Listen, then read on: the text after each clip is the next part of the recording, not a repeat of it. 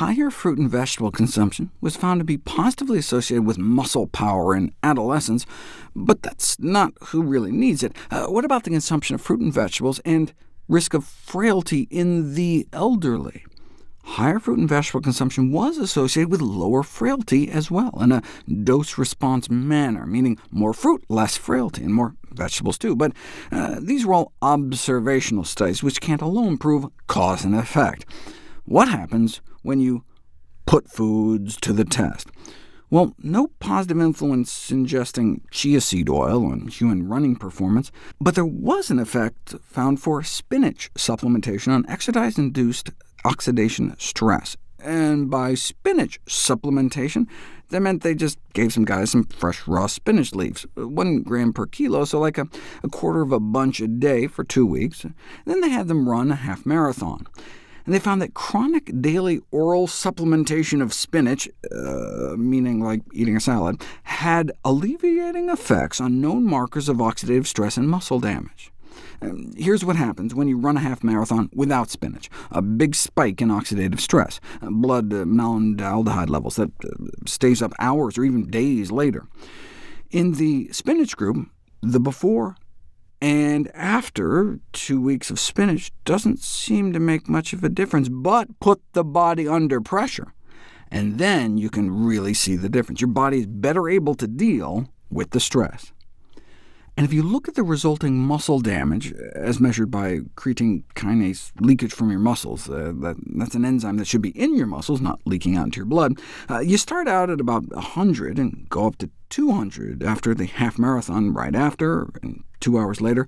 But it's the next day where you really feel it, that delayed onset muscle soreness, with CK levels reaching 600 before coming back down. OK, that's without spinach, though. On spinach, you get a similar immediate post-race bump, but it's that next day where spinach really shines. You don't get that same next-day spike, and so for a competitive athlete, that quicker recovery may get you back training harder sooner. They attribute this to the anti-inflammatory effects of spinach. Same with black currant juice. After some hardcore weightlifting, muscle damage indicators go up and stay up, whereas the same lifting, drinking berries, and it goes up but comes right back down. But these were just measures of a biomarker of muscle soreness. What about actual soreness? If you look at the effects of tart cherry juice on recovery following prolonged intermittent sprints in soccer players, you see the same kind of reduction in biomarkers of inflammation, but more importantly, less resulting muscle soreness. Here's the soreness reported in the days afterwards in the placebo group, only about half in the cherry group. Then they measured maximum voluntary isometric contractions of the leg muscles, which understandably took a hit in the days after the intense workout, but not in the cherry group. They conclude that participants supplemented with a tart cherry concentrate were able to maintain greater functional performance. But that was testing like how high you can vertically jump. They didn't actually see if they played soccer any better.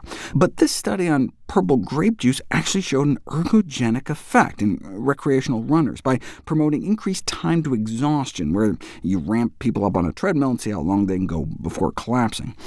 After a month of drinking a grape Kool-Aid-type placebo-control drink, no real change in performance. But a whopping 15% improvement in the real grape group, hung on for another 12 minutes.